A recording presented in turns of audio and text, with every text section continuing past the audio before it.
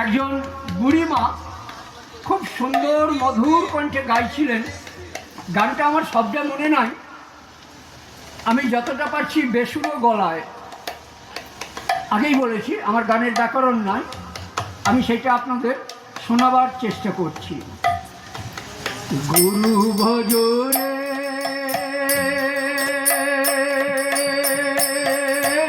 ওরে সোনার চাঁদ, দিল দরিয়ায় উঠল তুফান, কে দিবে আসান, ও মন গুরু ভজরে, ও মন গুরু ভজরে,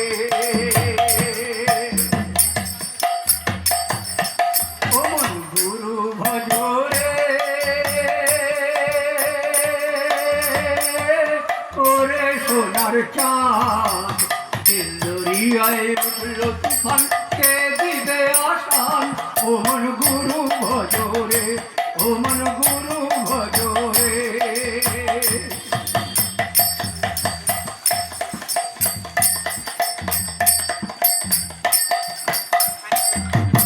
গুরু ভজ গুরু জপ গুরু করো সার,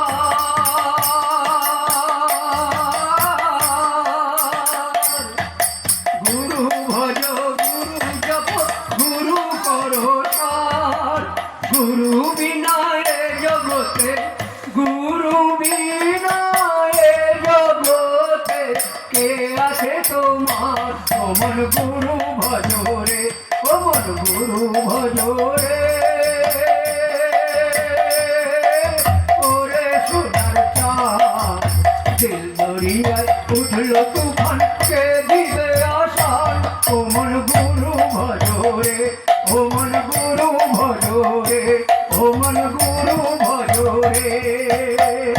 ভাগবতে ভক্তি সাধারণত কারোর মতে 6 প্রকার, কারোর মতে 3 প্রকার।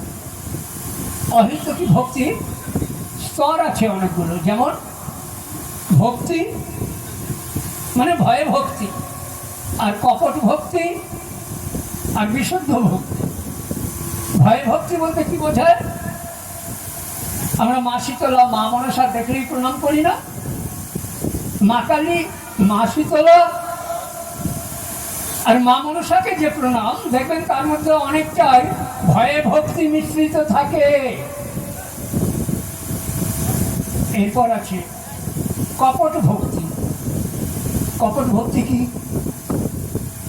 আমি দেখুন ফোঁটা তিলক কেটেছি, কপালে ফোঁটা নিয়েছি, আমার শিষ্যরাও নিয়েছে, কপট তিলক কপট ফোঁটা নিয়ে নাম গান নামাবলী গায়ে দিয়ে কীর্তন করছি, সব কিছু করছি, কিন্তু মনে মনে গোবিন্দর কাছে কি চাইছি?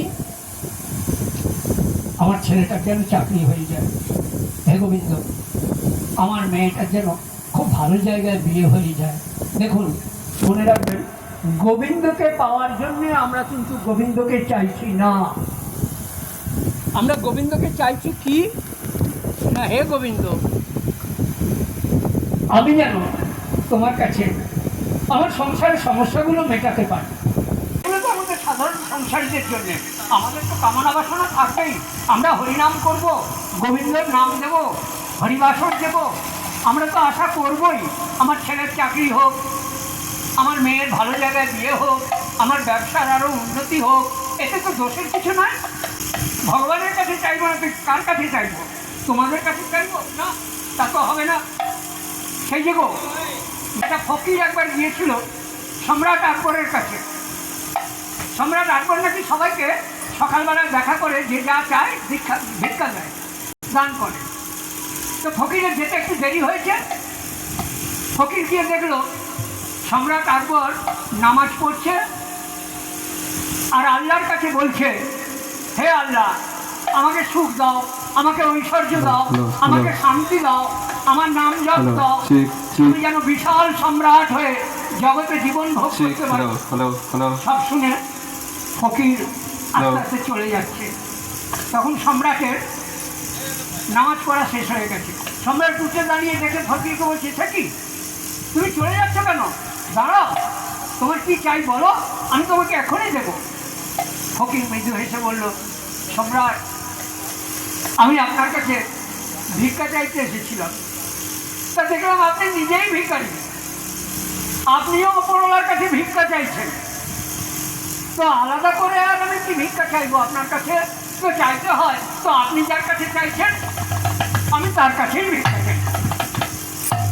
এই বলে ফকির আর ওখানে ভিক্ষা নিল না, ফকির চলে গেল। তো এগুলো হচ্ছে বিশুদ্ধ ভক্তির লক্ষণ।